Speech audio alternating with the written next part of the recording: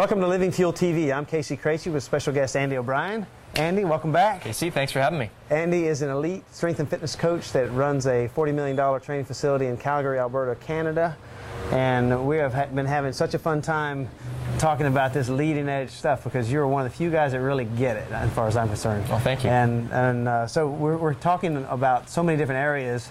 Before we talked about sugar and how destructive it is and how people are still caught up in carbo loading and old science and trying to fuel long races on just sports drink with no protein in it, and getting in the gym. There's so many subjects we touched on, but I want to touch on one now because you get the nutrition area like very few people that do what you do. I mean, obviously some of the world's best athletes come to you and say, make me better.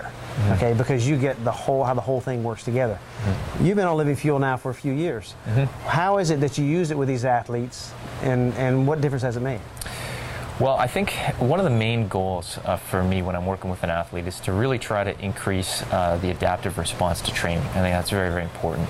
And one of the goals is to try and get some fuel or some nutrition into their bodies every 3 or 4 hours. So you're dealing with athletes that a lot of high fast twitch muscle fiber, really gifted neurological system. So their nervous system operates at a high level. They burn calories very, very quickly. So we want to try to make sure that they get fuel about every 2.5 to 3 hours into their system if possible. And we want to make sure that the fuel that they're putting into their body is released very slowly into their system. The timing is really, really a critical part. So one of the things I love about LivingFuel is it doesn't have any refined sugars, doesn't have any artificial sweeteners or anything like that that's going to have a negative effect in the nervous system of an athlete.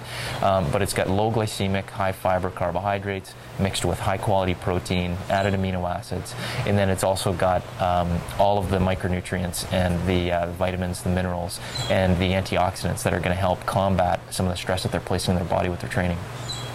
Terrific. So how do you use it, say, in some of these athletic situations? I mean, do you use it as a recovery drink also? Mm-hmm. Yeah, we use it for a variety of things. What I love is to take the LivingFuel like a Super Greens or Super Berry, provide them with tons of nutrients early in the day before their competition, then it also gives them a slow release of energy.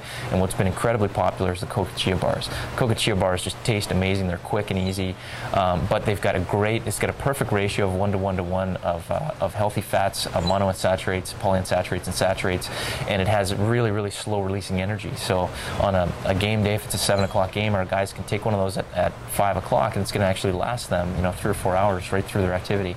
And we get great feedback from the guys who are using the fuel and the bars together.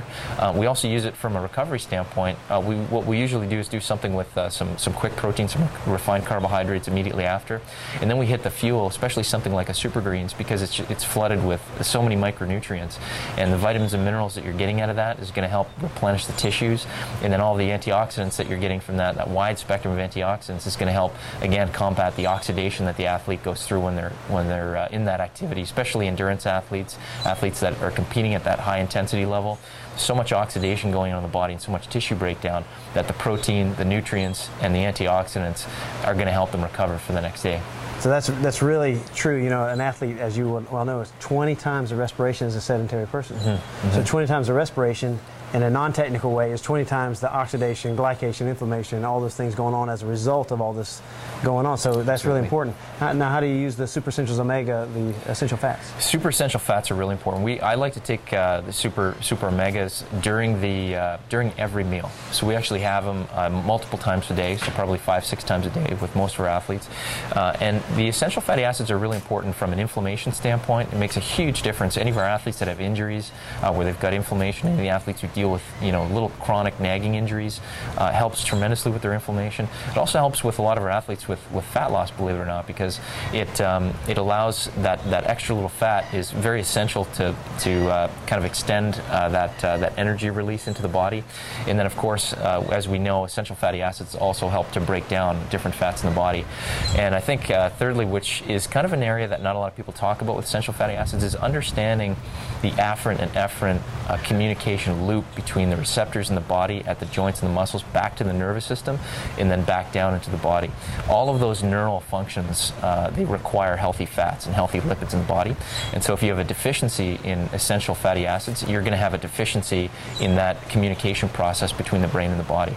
So any athlete that requires speed, power, any athlete that has to do something with fast reaction time skills, anybody that needs any kind of explosive power, explosive energy, or anybody who's going to fatigue the nervous system, like an endurance athlete, an anaerobic endurance athlete, like a hockey player, track and field athlete, rowers, swimmers, you name it, the essential fatty acids are going to help that neural production so that they don't get that overall kind of lethargic neural fatigue in their sport.